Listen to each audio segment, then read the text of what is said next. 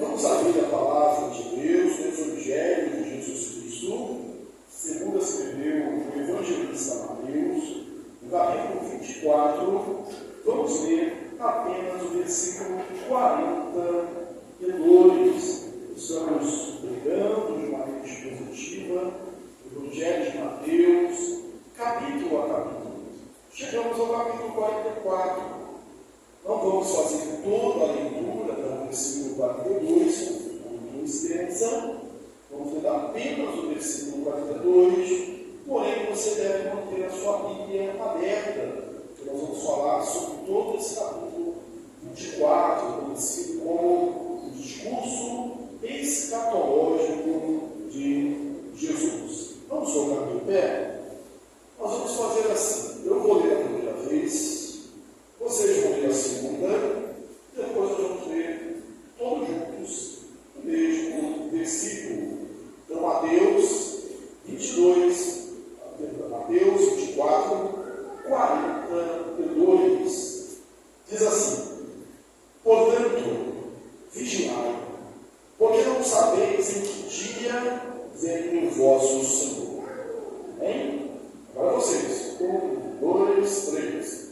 Portanto, vigiai, porque não sabeis em que dia vem o vosso Senhor.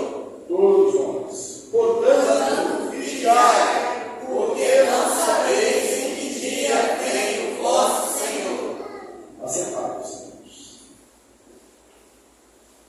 Uma doutrina fundamental da nossa fé cristã é a volta do Senhor Jesus.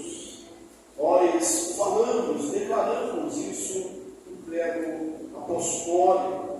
Ele está junto ao Pai, intercedendo por nós, que Ele há de vir para julgar vivos e mortos, nossos crimes. É uma doutrina crucial para a igreja cristã, é uma doutrina fascinante. Alguns não creem na volta de Jesus.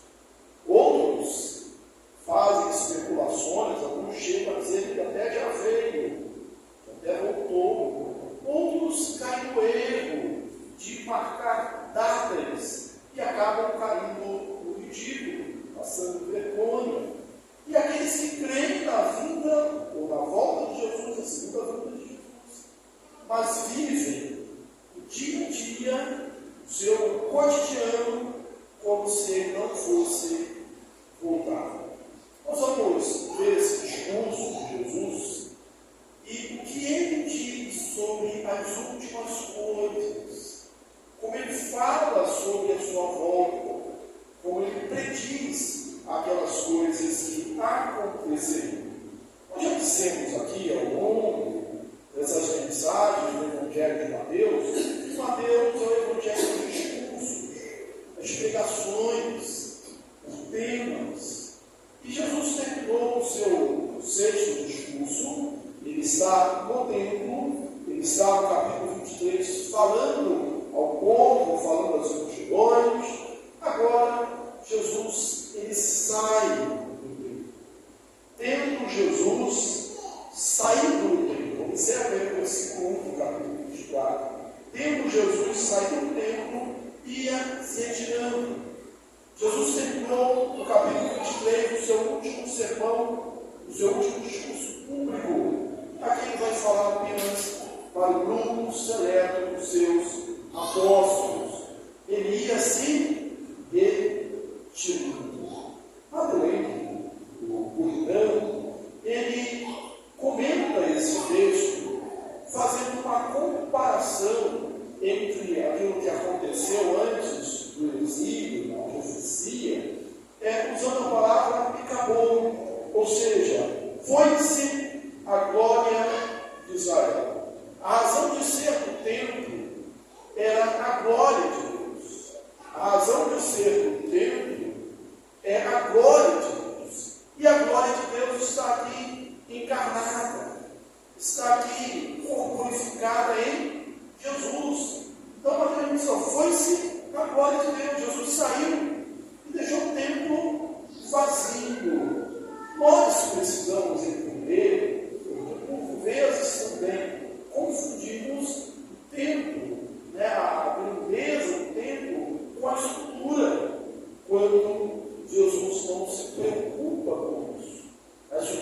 importante para nós. Conforto, aconchego, limpeza. Mas o Senhor Jesus, Ele não está interessado muito nessas coisas. Os discípulos, por outro lado, se aproximaram dele e tentaram chamar a atenção de Jesus para a grandeza dele, dizendo: vede essa construção, essa construção. Se você está lembrado do capítulo 23, no capítulo 23, Jesus já havia profetizado que aquela casa, aquele templo, a cidade, ficaria deserta. E é como se os discípulos, aproximando-se dele agora, Jesus, por favor, reconsidere isso. Porque você olha a grandeza desse templo.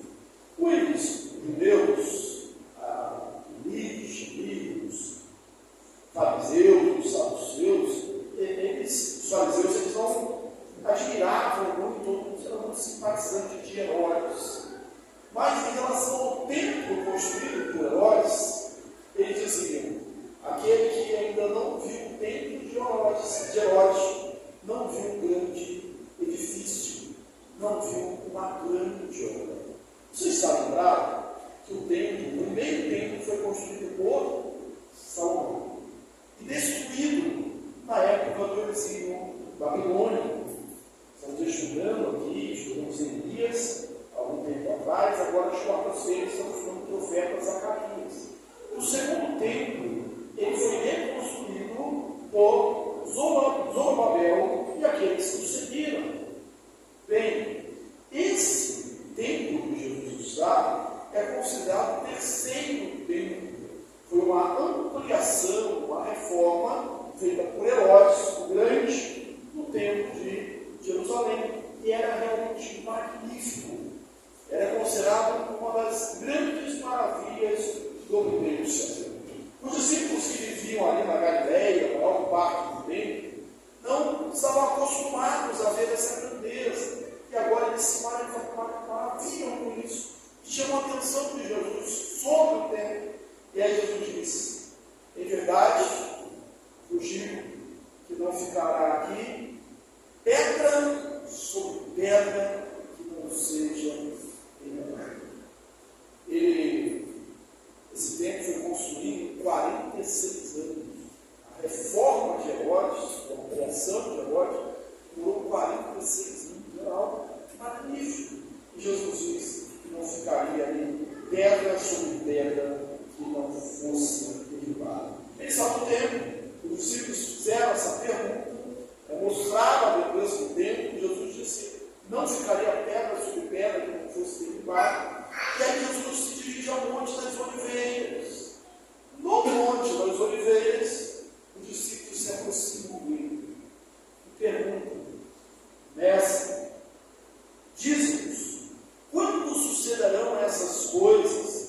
Que sinal haverá da consumação dos séculos? Eles queriam saber basicamente 3 coisas. Quando seria a destruição do templo?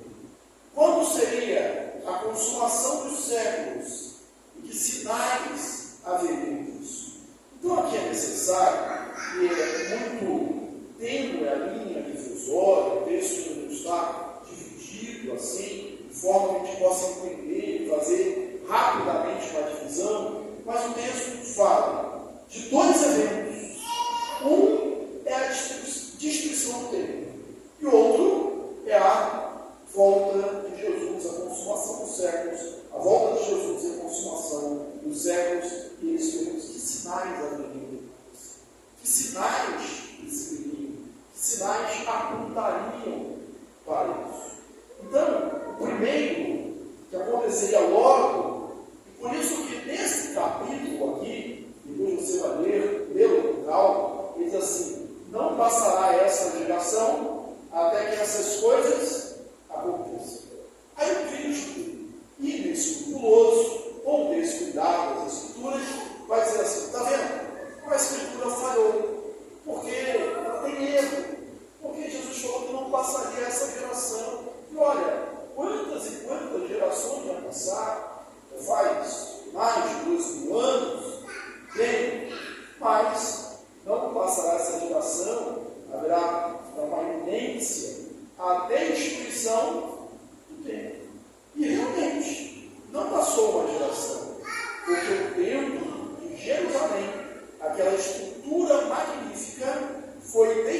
cumprida no ano 70 depois de Cristo, pelo general Tito, filho de Vespasiano, que depois veio a ser também imperador. Bem, essa destituição aconteceu no ano 70.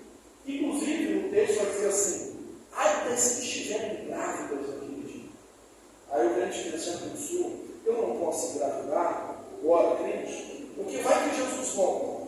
Como que eu vou estar? E não estava se referindo à segunda volta, e sim aquele primeiro evento, a saber, a destituição do templo, o cerco de Jerusalém.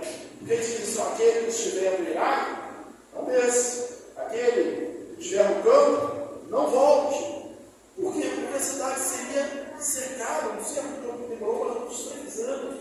Os judeus morreram de fome e alimento antes da cidade ser invadida. E Jesus disse: olha, quando ouvirem dessas coisas, fogem para os montes. Não vão para a cidade, vão para os montes.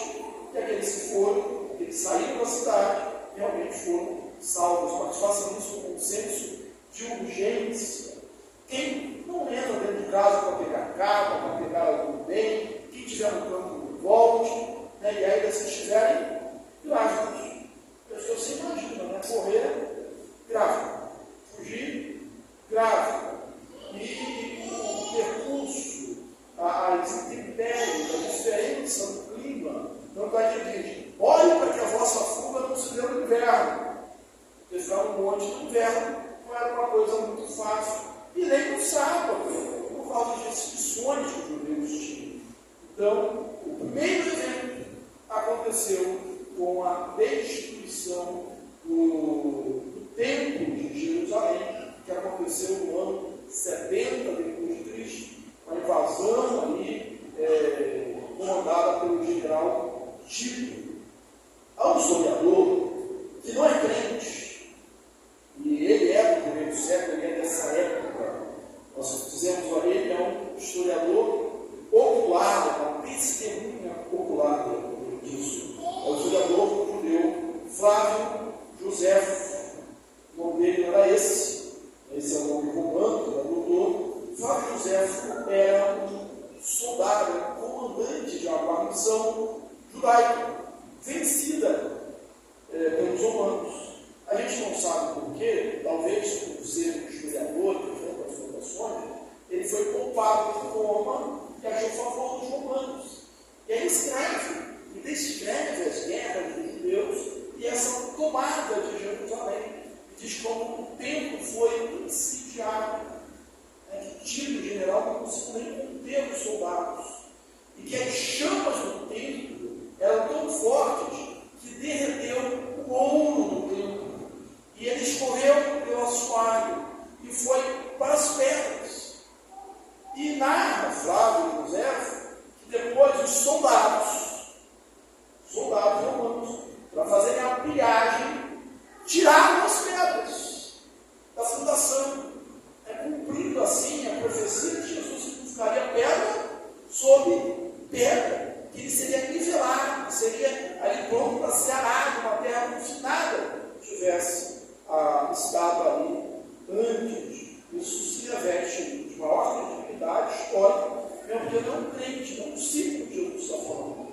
É um judeu, um historiador chamado Flávio Joséfo. E aí ele fala assim: quem entenda como verbo abominável, isso aconteceu em 2 épocas. Pode ser previsto em 2 épocas. Uma, 2 séculos, 200 anos antes de Cristo, quando Antíoco Epifânio ele invadiu Jerusalém e profanou o templo, oferecendo no altar um sacrifício de porco como sacrifício. E isso era uma abominação para os judeus. As legiões romanas fizeram a mesma coisa no ano 70 depois de Cristo, profanando o templo. Então, dois momentos. O primeiro, a queda de Jerusalém, a destruição do templo. Essa destruição do templo, Jerusalém, aponta, é um símbolo, é um título para a segunda vinda de Jesus. E ele vai dizer os sinais desta segunda vinda. O primeiro deles, e é bem peculiar, chamar a nossa atenção, o primeiro dele é a manifestação de falsos profetas, de falsos cristos. E olha o que Jesus disse: olhem para que ninguém vos engane. Você está acompanhando? Eu estou no versículo 4. Vede que ninguém vos engane. E seja percebido, seja bem atento. Veja, olha, que ninguém vos engane. Porque virão falsos cristos, virão falsos profetas, virão aqui dizendo: ei, no deserto.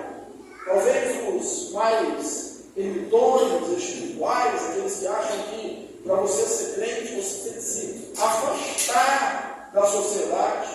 Ou então, eles estão no quarto, talvez para aqueles que acham que a religião, a fé, é para alguns poucos seletos, iluminados.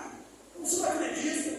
Você está no deserto, está no quarto, veio ali. Não acredite nisso. Porque virão, e diz, virão muitos existiram durante a história da igreja. Quantos se fizeram passar por Cristo? Quantos falsos messias? Inclusive, quando se lê a destruição do templo em 70, foi por causa de uma suposta revolta messiânica. Depois, ainda no ano 130, aquilo que é considerado um massacre em Massada, por causa também de alguém que se diz o Cristo, o Messias. Tantos outros vieram. Não acredite, não deixe que ninguém te engane. Eu lembro de maneira muito clara que na época da pandemia, assim, no primeiro culto online que nós fizemos aqui na igreja, eu preguei sobre esse texto. Eu bati nessa tecla: veja que ninguém vos engane. Em cada tragédia, em cada momento crítico, surgem aqueles profetas dizendo: Jesus vai voltar. Nós sabemos, nós cremos nisso. Mas essas coisas, guerras, horrores de guerras, terremotos, Lucas acrescenta pestes, acontecem desde que Jesus veio ao mundo. Ele fala assim: isso é o princípio das dores. E se você me perguntar, pastor, quando é que começou esse princípio das dores? Desde que Jesus veio. Nós estamos há 2000 anos vendo os princípios das dores. Talvez uma forma, então, para a gente dizer o que é esse princípio das dores, uma mulher está grávida e vai dar à luz. Seria uma forma de entender como a gente espera a volta de Jesus. A mulher gosta da dor? Gosta? Não, né? O trabalho de parto, às vezes, demora muito. Mas ele é necessário. Ainda que haja um temor por aquela hora, há também uma expectativa. Há um misto de sentimentos. Há um temor, há um medo. Porque às vezes pode as coisas não dar certo, às vezes pode ter dor demais, mas aquela hora é uma hora inspirada. O céu chama que a volta de Jesus é inescapável, ou seja, vai acontecer. Então a nossa expectativa, nosso sentimento, é como essa mulher que vai dar a luz no trabalho de um parto. A gente não gosta, a gente não é daqueles que torcem pelo mal. Quanto mais tragédia tiver, melhor, porque mostra que Jesus está voltando. Quanto mais dificuldade houver, melhor. Não, nós não gostamos de dor, nós não gostamos de tragédia, nós não gostamos disso. Nós vamos ver nisso um sinal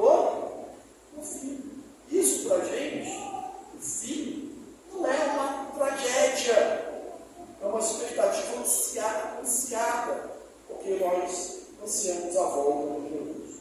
Então, o primeiro sinal é o aparecimento de falsos profetas, de falsos cristos, de falsa religião. Quantas religiões existem por aí? E elas se multiplicam, enganando as pessoas. Há uma proliferação do erro, da falsa doutrina, do falso ensino. Nós podemos citar aqui várias delas, não vamos fazer, porque é melhor a gente ficar aqui no texto bíblico e pensar na nossa própria fé e não falar da fé de outras pessoas. Mas haveriam falsos profetas, falsos cristos, que operariam, segundo Jesus, muitos sinais, grandes sinais, e se possível fosse, enganariam os próprios escolhidos. Se possível, porque não é possível.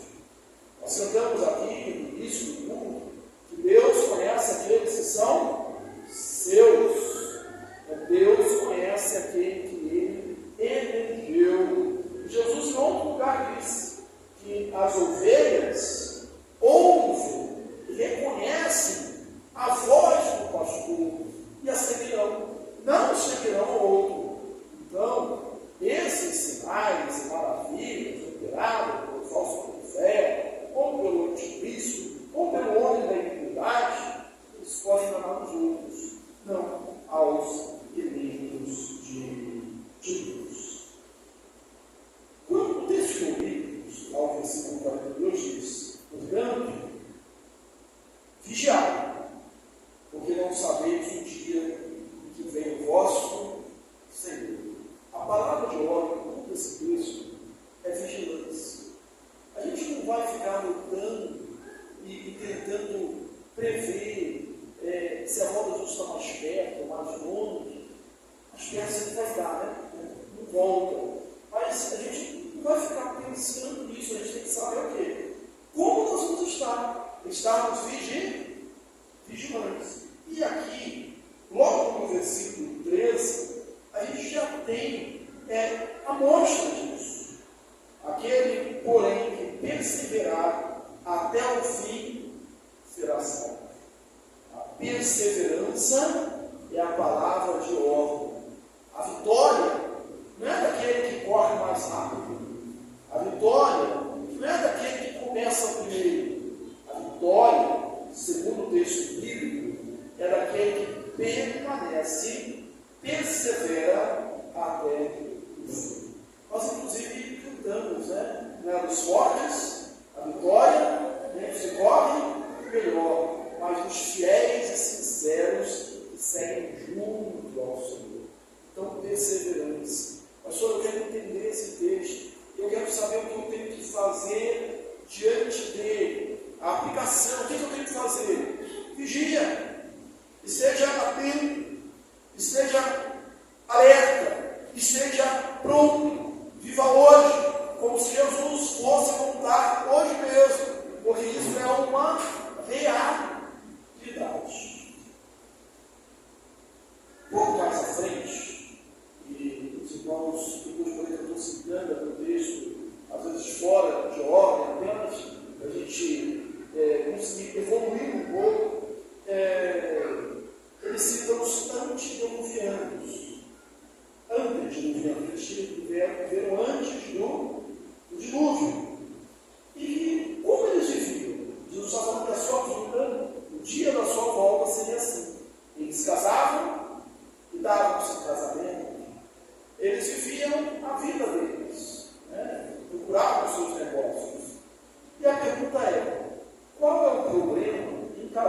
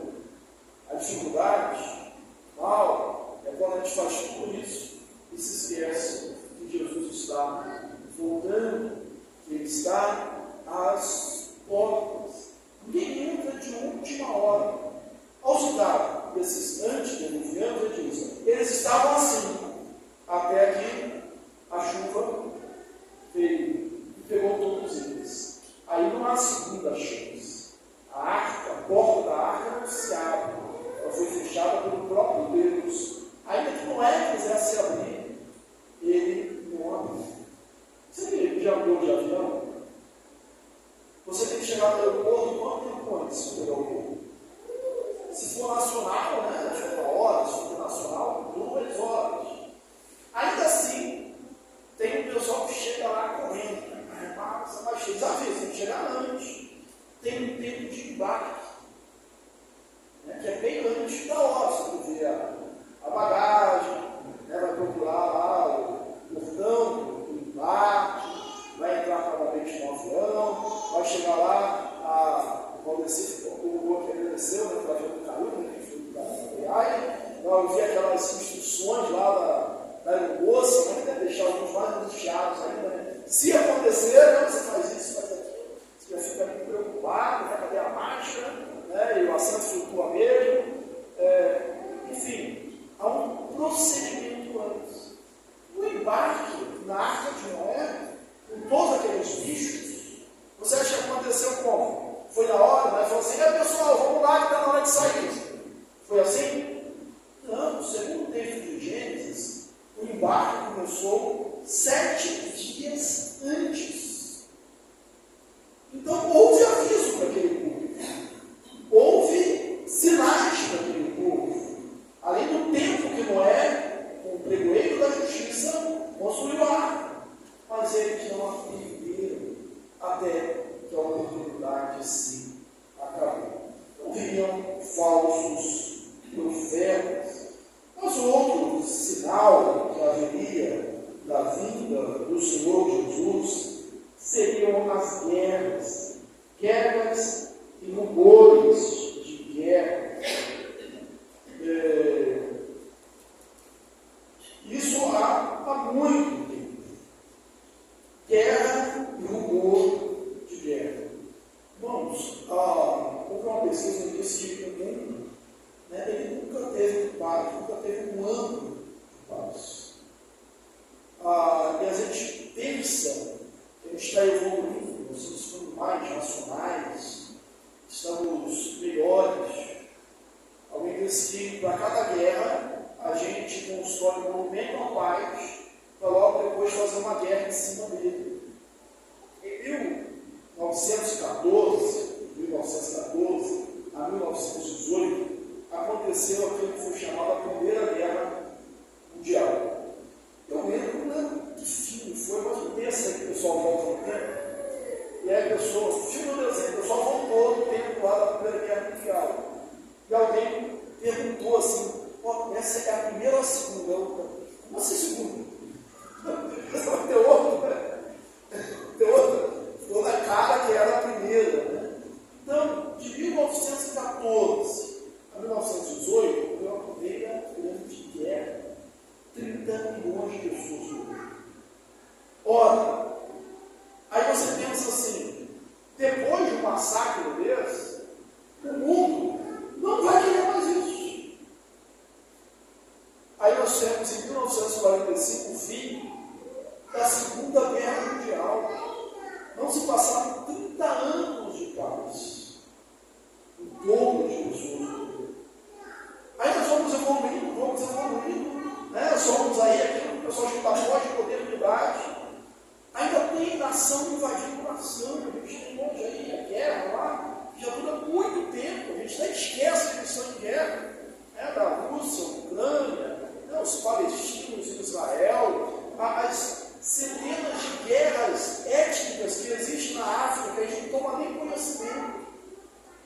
Tudo isso mostra a nossa incapacidade de vivermos em paz. A nossa incapacidade de vivermos em paz. A soberba, por causa da cobiça, por causa da sede de poder, de dinheiro, que é do ser humano.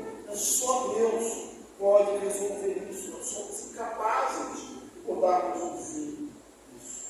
Depois ele fala de terremotos, de fenômenos naturais. Eu separei aqui, não gosto muito de ficar lendo, mas eu separei aqui uma pesquisa que foi do Centro de Geologia dos Estados Unidos, e ele diz assim, de 1890 a 1930, foi registrado apenas 8 terremotos. De 1930 a 1960, 18 terremotos.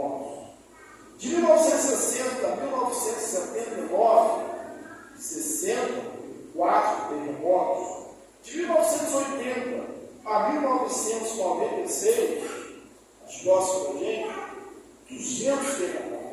Ou eles estão melhorando o equipamento para perceber os terremotos, ou está havendo mais terremotos. E sempre aconteceu e vai continuar havendo. Mas são sinais, são alertas. E que metáfora boa, né? Que seja um terremoto para sacudir as pessoas, para alertar as pessoas a não viverem despreocupadas, como viviam ali os antediluvianos. Vamos, aí diz, mas ainda não é fim. Ainda não é fim. Toda vez que há uma guerra, um terremoto, uma calamidade, o pessoal se junta, né, e começa a pregar e crente, começa a ficar assustado. Jesus falou, ainda não é o fim. Ainda não será o fim. Quem disse que isso é o quê, irmãos? Quem está familiarizado com o texto? Isso é apenas o princípio das dores. A Spurgeon diz assim, se isso é apenas o princípio das dores, já que será o fim dessas dores, que será o fim dessa vida. É apenas o princípio das dores. Então, será pregado esse evangelho por todo mundo quando virá o fim.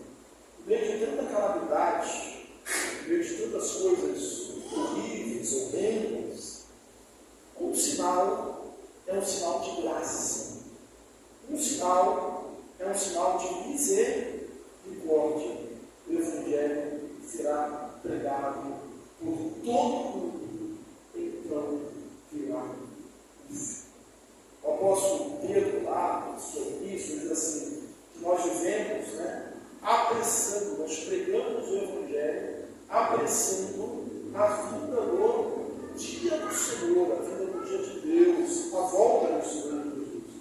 E o Evangelho tem sido pregado. No primeiro século, Paulo se levanta como aquele maior missionário, pegou vários lugares, fez 3 viagens missionárias. Os períodos posteriores, os crentes continuaram pregando. Depois do século XVIII, a gente tem as missões modernas, várias sociedades evangélicas. Hoje nós continuamos pregando o Evangelho. Nós temos uma ferramenta, que é a internet, que nós pregamos aqui, e a mensagem ela se estende, ela se propaga. Ela vai para outros países, nós não sabemos onde chega uma mensagem pregada por um pastor no Brasil. Anteriormente, você precisava distribuir Bíblias. Hoje, qualquer pessoa com celular não tem um aplicativo, são vários aplicativos com Bíblias em todas as pessoas.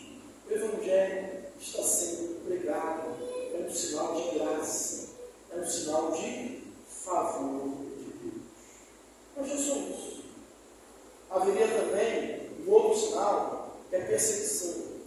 O crente se ilude, e às vezes fica assim um marasmo muito grande, achando que é amado pelo mundo.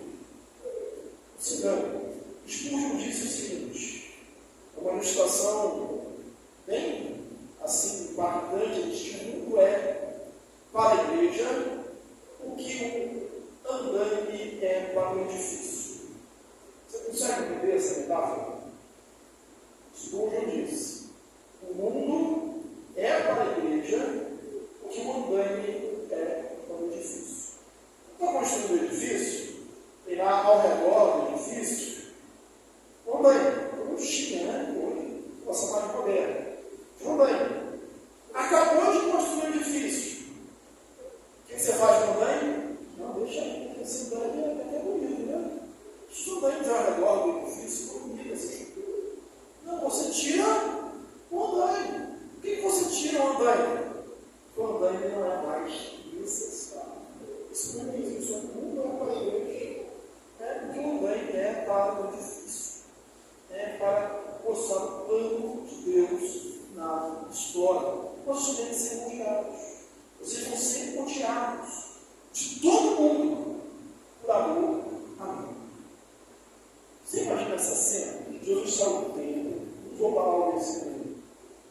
23 ele está no templo. Ele sai do templo e ele vai só com os seus discípulos para o Monte das Oliveiras, seus apóstolos. Quantos eram? 12. Um ia trair, Judas, outro ia negar, e os outros 10 iam fugir. Bem, aí Jesus está falando para os seus discípulos: vocês vão ser odiados de todo mundo. Que visão! Nega uma ironia de Jesus. Você podia pensar assim: ó, um homem lá na Palestina, no Monte das Oliveiras, com 12 discípulos, dizendo: vocês vão ser perseguidos pelo mundo inteiro por amor de Jesus. E aconteceu, e acontece, né? Havia sido perseguida por Roma, cada imperador, né? Cerca de 4 séculos, 3 séculos que vão até chegar Constantino, que é do século IV, né? 1325, para as perseguições contra os cristãos. Depois foi perseguido por estados totalitários, pelo nazismo, pelos extremistas e religiões extremistas. Todo o tempo da igreja é perseguido por amor. Crentes foram entregues à morte. Crentes são mortos ainda hoje. Nós tivemos aqui há algum tempo missionários falando, e quando eles falam da janela 1040, que aí os marcos ali, os países muçulmanos, a música 1040, quando eles falam daqueles países, eles têm missionários. É interessante que em cada ponto do planeta, nós temos 10 missionários aqui, nós temos 20 missionários aqui. Quando chega naquele lugar, eles não dizem quantos missionários têm. Por que ele não diz? Porque qualquer coisa pode expor esses missionários à morte. Então tem crentes morrendo pelo evangelho. Aquele que perseverar até o fim será salvo. E aí, a gente precisa repetir a cada dia, a cada momento, esse versículo que nós lemos no início. Portanto, não sabeis, portanto, vigiai, porque não sabeis o dia que vem o vosso Senhor. Nós temos sinais, tem profecias, para não sabermos o dia. Em relação ao dia e a hora, disse Jesus: nem o filho, nem os anjos, nem os filhos sabem, somente o Pai. Então, toda vez que alguém falar: Jesus vai voltar em tal dia, ou em tal ano, ou em tal mês, não acredite nisso, não acredite. A sua posição vai ficar vigilante. Mesmo porque naquele dia, o que você precisa fazer? Você vai ter que ir para o deserto? Aí no deserto, vai ter que procurar um monte? Não. Vai ter que ir para um quarto? Vai ter que estar em tal igreja? Não. Naquele dia, ele ordenará os anjos. E eles separarão os escolhidos. Não vão precisar fazer nada. Mas como será a volta de Jesus? A volta de Jesus é gloriosa. Ele veio a primeira vez em humilhação, a segunda ele vai vir em glória. A volta de Jesus, ela é repentina. Ela é como um abrir e fechar de olhos. É como um relâmpago que risca o céu, sai do Oriente ao Ocidente, quando você vê para fora. Ela é rápida. E ela vai ser visível. Aqueles que advogam uma volta escondida, uma volta misteriosa de Jesus, não uma volta só para os crentes. Mas a Bíblia não diz isso, não é uma volta secreta. É uma volta em que todo olho verá. Mesmo porque, será que alguém consegue explicar, o que está aqui no capítulo 24, que ele virá, os anjos, com grande clamor de dor?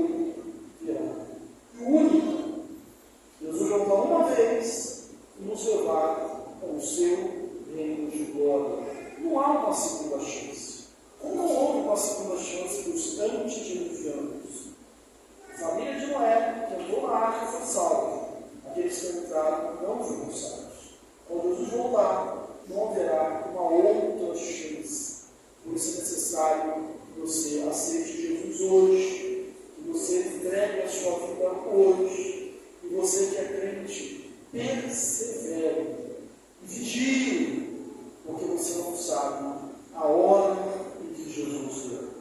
Semana que vem, a gente vai pegar o capítulo 25 e falar das lutas, das nécias e das prudentes.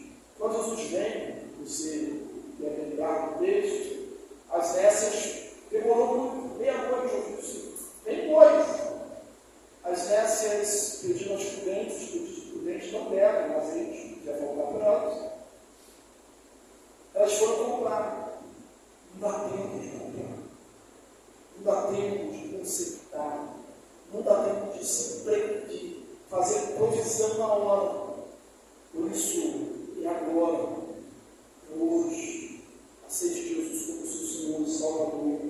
Confesse-o como Senhor, porque acredite que todo aquele que confessar será salvo. Aquele que confessar com seus lábios, crer no seu coração que ele ressuscitou dos mortos, será salvo. Nós somos a igreja que diz: Maranata, ora vem, Senhor Jesus. Ele vem de você.